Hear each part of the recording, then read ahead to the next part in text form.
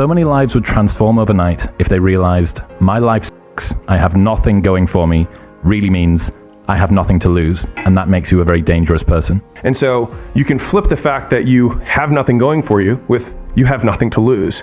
And that means that you can take lots of risks very quickly and end up in the exact same position you are, which is nothing.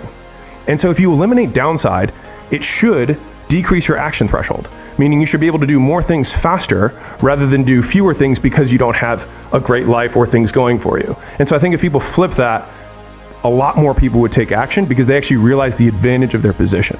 So when your mind is under stress, it's because it has two conflicting desires at once. So you have two conflicting desires. And I think one of the ways to get through stress is to acknowledge that, oh, I actually have two conflicting desires. And either I need to resolve it, I need to pick one and then be okay losing the other, or I will decide later. But at least just being aware of why you're stressed can help alleviate a lot of stress. If you can kind of identify and unravel and resolve these issues, then I think that helps get rid of anxiety. Whenever I get to a low point where I think, why do I even bother? I just remind myself, this is where most people stop, and this is why they don't win. And this relates to another one, which is a reminder for the gladiators in the arena who feel beat up and scarred with no hope in sight. Building a business is hard. Hard feels shitty. This is what hard feels like. And this is why most people can't do it, but you can. This is what hard feels like. A lot of the anxiety is piled up because we move through life too quickly, not observing our own reactions to things. We don't resolve them. One big anxiety resolver for me is just ruminating on death. I think that's a good one. You're going to die. It's all going to zero. You cannot take anything with you. And I know this is trite, and I know we don't spend enough time thinking about the big questions. We kind of give up on them when we're very, very young. You know, a little child might ask the big questions like, why are we here? What's the meaning of life? What is this all about? You know, is there Santa Claus? Is there God? But then as adults, we're taught not to think about these things, or we've given up on them. But I think the big questions are the big questions for good reasons. If you can keep the idea in front of you at all times that you're going to die and that everything goes literally to zero, what's there to stress about? Quit, don't quit. Yesterday is history. Tomorrow is a mystery, but today is a gift. That is why it is called the present. In any moment, when you're not in that moment, you are dead to that moment.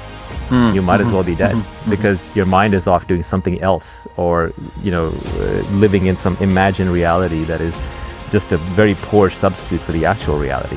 What is a waste of time? So I don't like to waste time, but what is wasted time? So what matters is just being present for the thing. So if you're doing something that you want to do and you're fully there for it, there's not wasted time.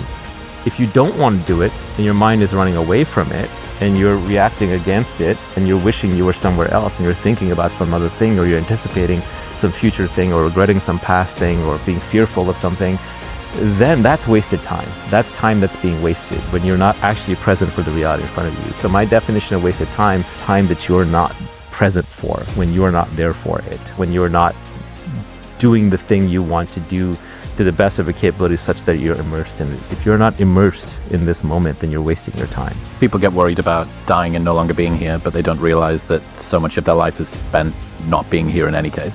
Life is going to play out the way it's going to play out. There will be some good and some bad. Most of it is actually just up to your interpretation. You're born, you have a set of sensory experiences, and then you die. How you choose to interpret those experiences is up to you, and different people interpret them in different ways. You're going to find a lot of fulfillment out of life by just doing what you want to do and genuinely exploring what it is that you want, rather than doing what other people expect you to do, or society expects you to do, or what you might just think it should be done by default. You know, I think most older successful people will tell you that their life was best when they lived it unapologetically on their own terms. Be selfish. What the mind is actually really bad at is making hard decisions. So when you have a hard decision to make, I find it's better to, yes, you ruminate on it, you think through all the pros and cons, but then you sleep on it. You wait a couple of days. You wait until the gut answer appears with conviction and it feels right. So it takes time to develop your gut instinct and judgment, but once you've developed them, don't trust anything else, because you can't go against your gut. It'll bite you in the end.